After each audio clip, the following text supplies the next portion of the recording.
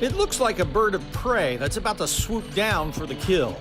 This one-time Wilga turned into a short takeoff and landing champion by seasoned backcountry pilot Mike Patey. From piston-powered to turboprop Pratt PT6, he transformed Wimp to Wow. The conversion from 250 to 680 horsepower, giving him, for all intents and purposes, a 1-to-1 thrust-to-weight ratio. To say he modified the airframe, an understatement. We changed the wing. I made it my own airfoil, added 35 square feet of wing area, changed the flaps, made them bigger, changed the ailerons, made them bigger depth and length. Like his plane, Mike's story is really pretty unique. He and his twin brother are successful serial entrepreneurs. They own Best Tugs and a company that does environmental cleanup, mostly for the oil industry. But they got bit by the aviation bug at the same time. It was one of those bizarre twin moments. My brother and I had never talked about flying. I jumped in a plane with my father-in-law, who's a pilot. My mother-in-law is a pilot. We flew to an air show. I'd never been to one. And I got there, and all day, all I could think is, I think I want to get my license. Randomly, he called me that day and said, Mike, I'm so excited. I've been thinking about something all day, and you won't believe what it is. And I said, no, wait, I got to tell you what I want to do. And he goes, no, I'm first. I'm like, okay, go ahead.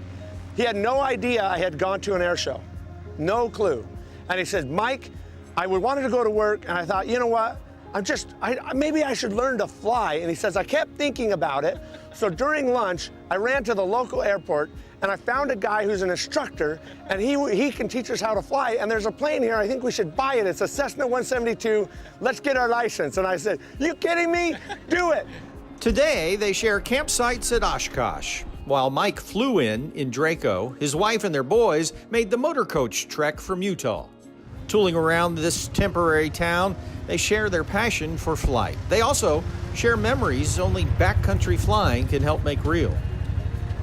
Kind of hard to explain, it's just something you have to experience. We go to a bunch of places that don't have roads, so that's already a big one. We go out to these huge open fields next to some mountains, and you know, now we're camping there. We got a plane, so. It's amazing what happens when you get your pilot's license. The world becomes a lot smaller, and you can access a lot more spaces than you used to be able to, and a lot faster. And so it's been really nice for our family as a bonding thing too. And there's so many different things with aviation, so many different platforms in aviation.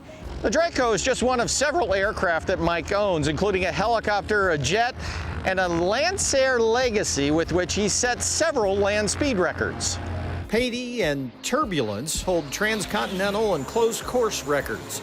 But it's his latest trophy, winning the heavy class short takeoff and landing competition at AirVenture, that made all those sleepless nights, though normal for him, quite fulfilling.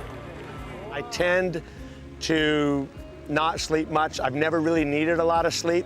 So I'll spend time with my family, with my work, and then I'll go down and spend 8-10 hours on my plane. And on weekends, I'll spend 20 to 22 hours a day.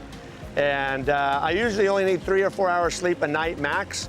And I can do 2 and 3 days straight without sleep. And so I've always been that way. I don't know why.